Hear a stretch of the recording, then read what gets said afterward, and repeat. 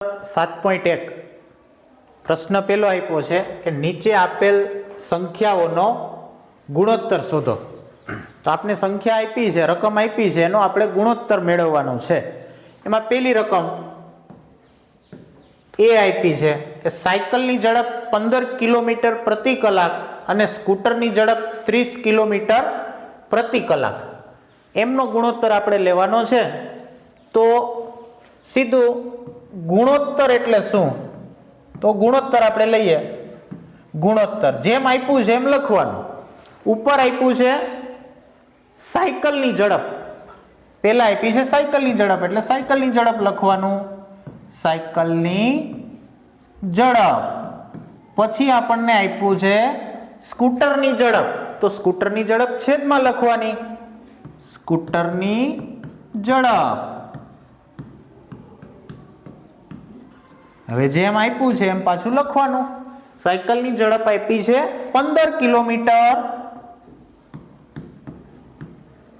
પ્રતિ કલાક અને સ્કૂટરની ઝડપ આપી છે 30 કિલોમીટર પ્રતિ કલાક, 30 કિલોમીટર પ્રતિ કલાક। તો જો ઉપર પણ કિલોમીટર પ્રતિ કલાક છે, છેદમાં પણ અંશ અને છેદ બેયમાં કિલોમીટર પ્રતિ કલાક છે, એટલે હવે જે ગુણોત્તર આપણે લખશું એમાં કોઈ એકમની જરૂરિયાત નથી રહેતી, એમ કહી શકો કે એ ઉડી ગયું। હવે અહીંયા છેદ ઉડાડશો એટલે 15 દુ ને 30 થાય, એટલે ઉપર 1 વધ્યા અને છેદમાં 2। તો અહીંયા આપણને પેલા દાખલાની અંદર ગુણોત્તર મળ્યો 1/2।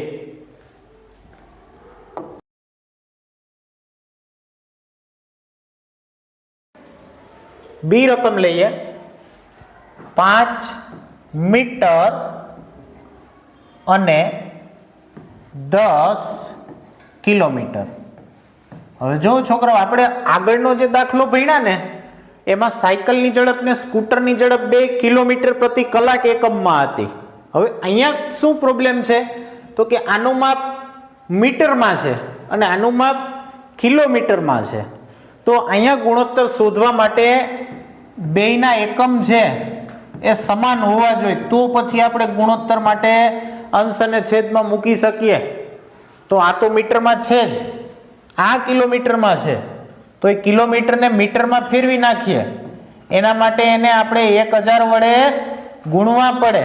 કિલોમીટરને મીટરમાં ફેરવવા માટે 1000 વડે ગુણવા પડે, એટલે એનું માપ આપણને મીટરની અંદર મળી જાય। તો આ થઈ ગયું 10,000 મીટર। તો હવે આપણે એનો ઉપયોગ કરવાનો છે। તો 5 મીટર અને છેદમાં 10,000 મીટર।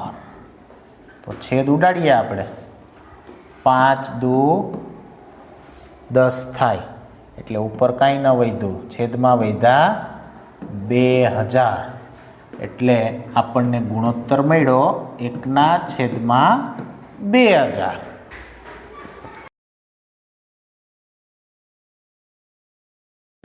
સી રકમ લઈએ આપણે 50 પૈસા અને 5 રૂપિયા। હવે આગળનો આપણે દાખલો ગણ્યો એમાં મીટર અને કિલોમીટર હતું, તો બે એક એકમમાં જોઈ।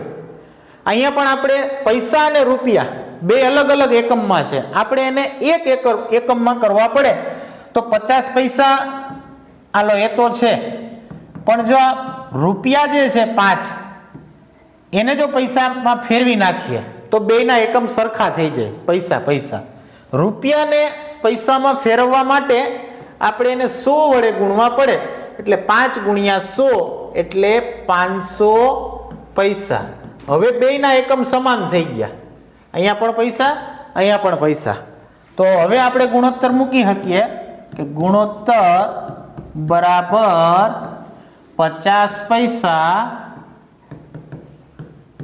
છેદમાં 500 પૈસા। 0 0 ગયા, 5 10 50, એટલે ગુણોત્તર આવ્યો 1/10। પાછળ એમાં પૈસા લખવાની જરૂર નથી, હવે બે અંશ અને છેદમાં હોય એટલે ગુણોત્તરને આમ તો કઈ એકમ હોય નહીં।